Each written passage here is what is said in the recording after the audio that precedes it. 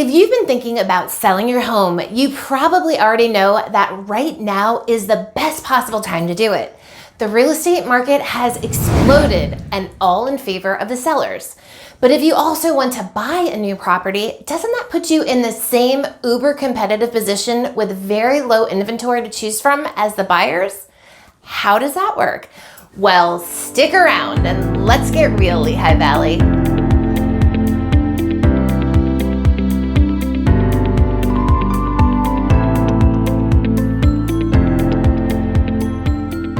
Hi Lehigh Valley, my name is Tara Roy and I'm a realtor in Easton. I love to create and post videos all about real estate and the community right here in our sweet little valley. So if you're interested in either of those topics, subscribe to my channel and I bet you'll learn a thing or two. Also, if you hit that bell, you'll be notified whenever I drop a new video. So, you own a property and you're super excited to get it listed because you know you're gonna make bank in this market. You will. And while I'll always encourage my sellers to make their properties as presentable as possible to get top dollar, there are some pretty dilapidated houses out there that are still receiving multiple offers and getting over asking price. So sellers, it's undeniable you're in a great position in this unprecedented market. But you might be asking yourself, if this is such a crazy seller's market and inventory is so low, how am I gonna find somewhere else to live? Good question. I'm here to tell you that there are options. There are ways for you to take advantage of the seller's market and avoid the stress of not having anywhere else to go. The last thing I want you to be is homeless. Here are a few strategies to consider. First, sell your house, move in with some relatives, and then roll around in the gobs of cash you made from the sale of your home. Or, how about you move into your second home, that vacation one, and think about buying again later? Okay, joking aside, these options aren't realistic for most people. So let's move on to strategy number 2. Strategy number 2. If you have the means and can afford to find temporary housing, this is probably the safest way to get your home sold and not worry about buying something at the same time. Right now, in this market, it can be very challenging to get an offer accepted with a home sale contingency. Think about it. Most homes are getting inundated with showings and receiving multiple offers.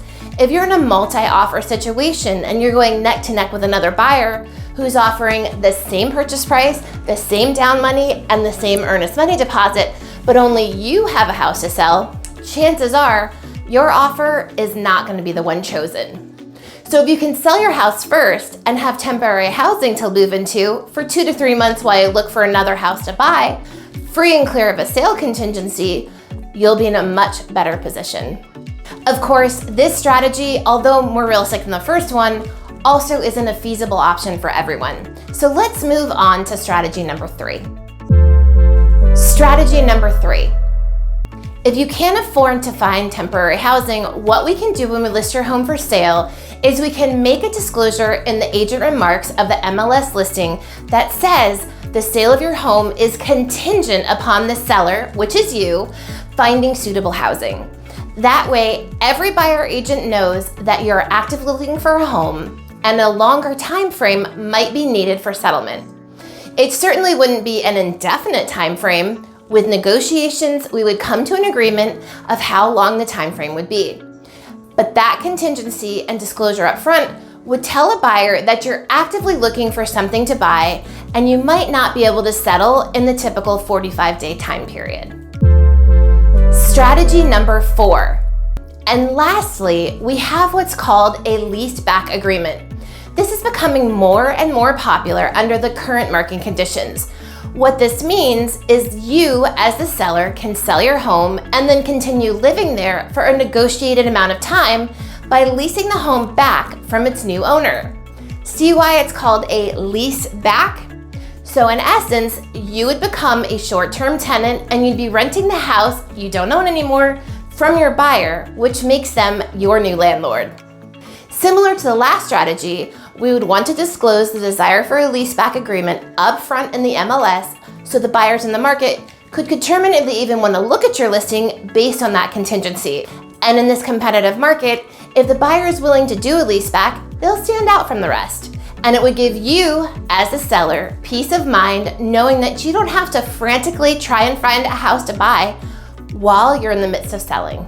One caveat though is that leasebacks can be tricky, and depending on the type of loan your buyer has, you might only be able to lease back for 59 days at maximum. So what I like to do in leaseback scenarios is to run the verbiage of the terms and conditions of the leaseback by a licensed real estate attorney to make sure that both the seller and the buyer are protected in the leaseback agreement. Yeah! I hope these different strategies have given you some peace of mind on how to tackle selling your house and buying a new one within the same time frame in today's busy market. If you have any questions, feel free to reach out. I'm always happy to help, and I may even have some more tricks up my sleeve. Well, thanks for watching Lehigh Valley. See you next time.